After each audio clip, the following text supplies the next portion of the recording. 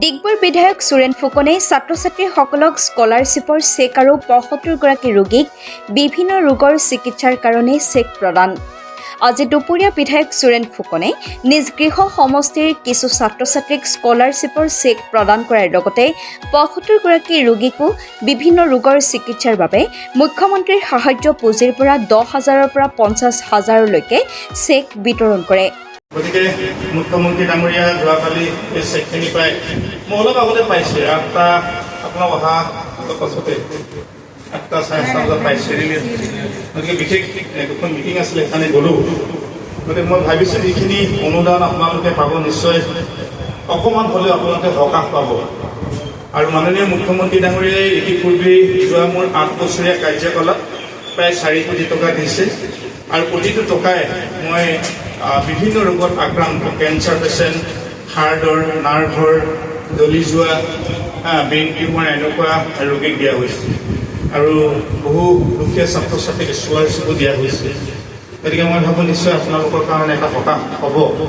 গতিকে আজি বিশেষকৈ যিসকল ছাত্ৰী বা ছাত্ৰ আছে তেওঁলোকৰ কাৰণে অকণমান বস্তুটো চাব লাগিব, যিহেতুকে যে নিযুত মাইনা টকাটো যিগৰাকীকে পাব ডবল কিন্তু।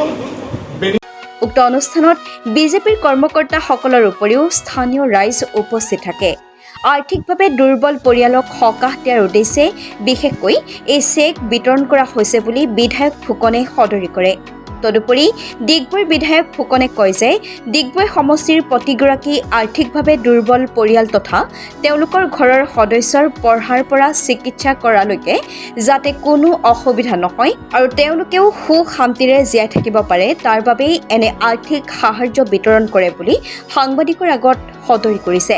ডিগবৈৰ পৰা বিনন্দ কোঁৱৰৰ ৰিপৰ্টাৰ লাইভ অসম। হিমন্ত বিশ্ব শৰ্মা ডাঙৰীয়াৰ তেওঁৰ CM পুঁজিৰ দ্বাৰা আজি ইয়াত ৭৪গৰাকী বিভিন্ন ৰোগত আক্ৰান্ত ৰোগীক আজি আমি তেওঁলোক আৰ্থিক অনুদান দিলোঁ ১০ৰ পৰা প্ৰায় ৫০,০০০ টকা।